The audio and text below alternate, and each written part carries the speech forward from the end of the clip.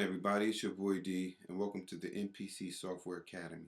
This lesson is going to be pretty quick. Well, I'm going to try to make it pretty quick, but it's going to help you use your plugins efficiently and not have a whole bunch of instances of the same plugin. All right, so this is how you're probably doing it right now. You're going to type, and you're going to plug in, and then you're probably going to right here and finding your plugin. And let's go to contact, load up contact. All right. So once contact is loaded up, bring it up, and I'm gonna select string real quick. I'm not gonna make a crazy beat. I'm gonna just make something real quick so you can understand what I'm talking about. All right. So we got the string.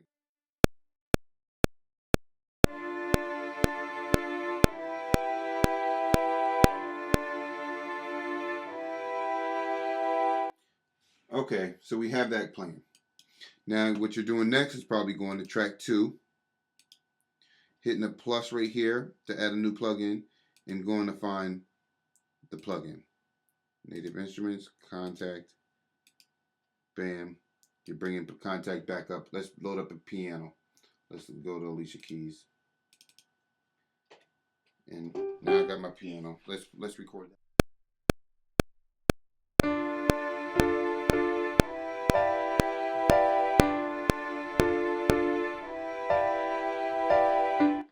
And that's probably how you're doing it. Go on and on and on. You're probably going to, like I said, you're probably going to track 3 now, hitting a new plugin, going to find another plugin, you're going to contact again, adding whatever in there after that.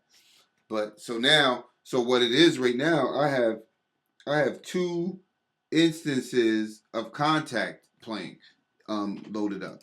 I have this instance where the violin is there. In track 2, I have another instance of contact where the Alicia Keys piano is up there.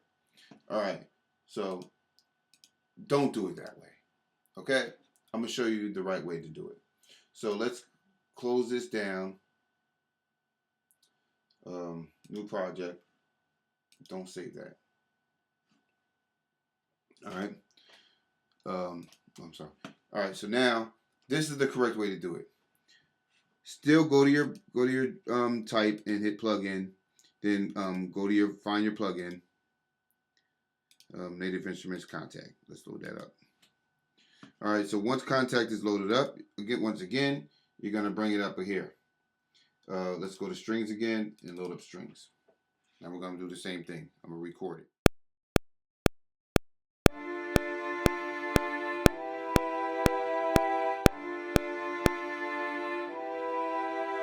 All right, now here's where it changes.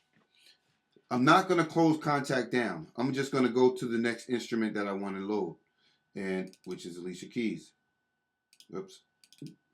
Alicia Keys. And as you can see, what it did is that it loaded right here. Now, if I press the keys right now, you're not going to hear it.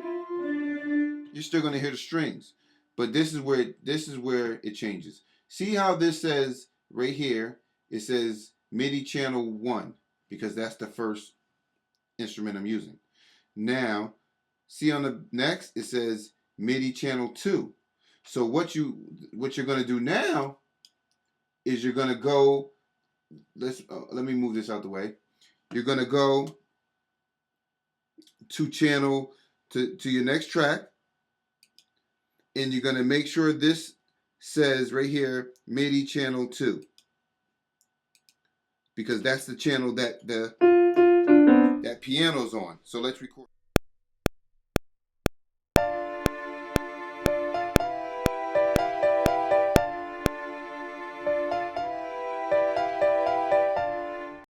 So now we have that. Let's bring that contact back up.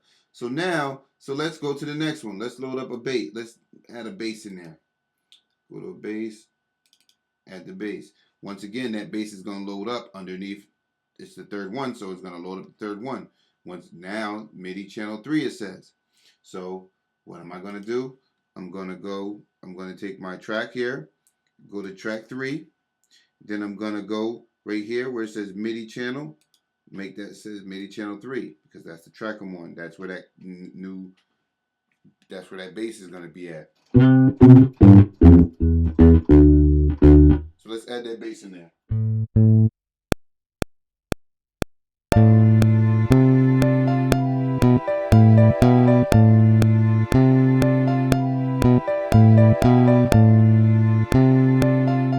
All right, so now the bass is in there.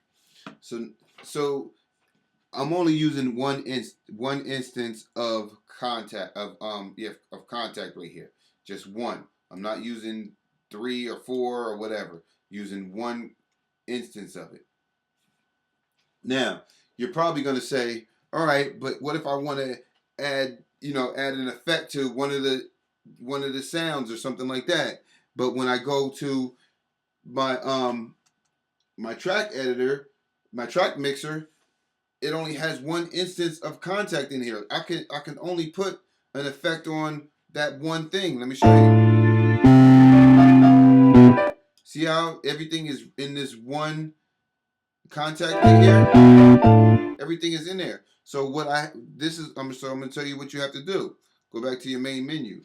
See how on the right on the side it says contact 5001. I'm gonna click that. I'm gonna hold down Control, and I'm gonna click it again, and I'm gonna hit duplicate. So now it's gonna duplicate that. So now I'm gonna do it. Since I got 3 tracks, let me do it again. Duplicate again. Remember, hold Control down and click it with the mouse, and you'll see duplicate. So now I have 3. The first one, the second one, and the third one right here of the contacts. Now what you want to do right here is that, all right, let's go to track 1, back to track 1. Now you see how this says it says program contact 001. So that matches that.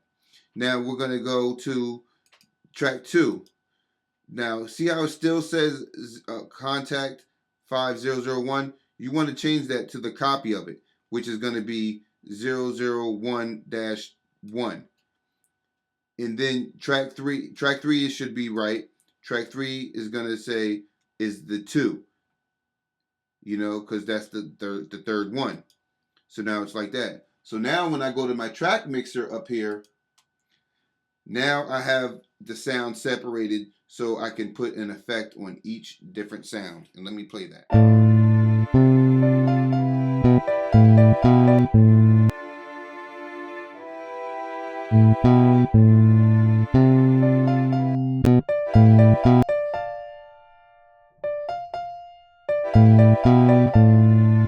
And that's how you